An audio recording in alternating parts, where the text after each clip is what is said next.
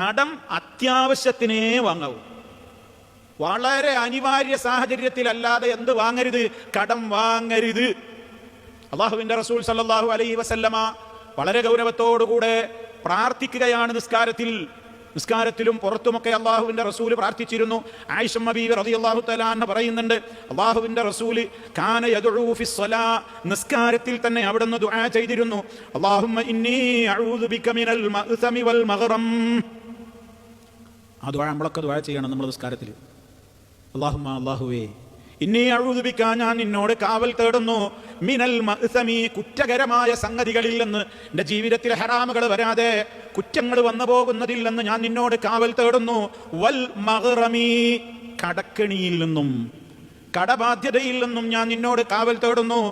അപ്പോൾ ഒരു സഹാബി അല്ലാഹുവിന്റെ റസൂലിനോട് ചോദിക്കുകയാണ്, മാ അക്സറ മാ തസ്തഈദു മിനൽ മഗ്റമി, കടക്കണിയിൽ നിന്ന് നബിയെ നിങ്ങൾ പല ദുആകളിലായിട്ട് ഇങ്ങനെ അല്ലാഹുവിനോട് കാവൽ ചോദിക്കുന്നത് കേൾക്കുന്നുണ്ടല്ലോ, എന്തേ ഈ കടക്കണിയുടെ കാര്യം ഇങ്ങനെ എപ്പോഴും ഇങ്ങനെ അല്ലാഹുവിനോട് കാവൽ തേടുന്നത്?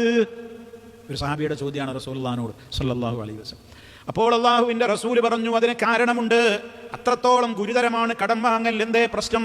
ഇന്നർ റജുല, ഒരു മനുഷ്യൻ, ഇദാ ഗരിമ, അയാൾ കടം വാങ്ങിക്കഴിഞ്ഞാൽ, ഹദ്ദസ, അവൻ സംസാരിച്ചാൽ, ഫകദബ, കളവ് പറയേണ്ടി വരും. കടം വാങ്ങിയോ പിന്നെ പലപ്പോഴും എന്ത് പറയേണ്ടി വരും? നോണ പറയേണ്ടി വരും.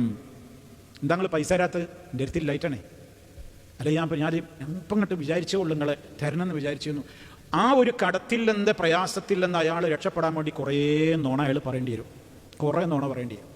അയാൾക്ക് തന്നെ മനസ്സാക്ഷി കുത്തുണ്ടാവും, ഞാൻ ഈ പറയണമൊക്കെ നോണയും. അയാൾ വാഗ്ദത്തം ചെയ്യും, കുറേ വാഗ്ദത്തങ്ങൾ അയാൾ പറയും. 1-ാം തീയതി തരാ, 5-ാം തീയതി തരാ, 15-ന് തരാ, 25-ന് ഉറപ്പായിട്ടും തരാ, 30-ാം തീയതി എന്തായാലും തരും, ഞാനിവിടെ ഭൂമിയിലുണ്ടെങ്കിൽ അടുത്ത 5-ാം തീയതി എന്തായാലും തന്നിരിക്കും. എത്ര കരാറായിപ്പോ? 5 അവൻ കരാർ ചെയ്യും, അവൻ ലംഘിക്കും ചെയ്യും. അവന് പറ്റണില്ല, അല്ലെങ്കിൽ അവൻ്റെ ഒരു രീതി അങ്ങനെയാണ്.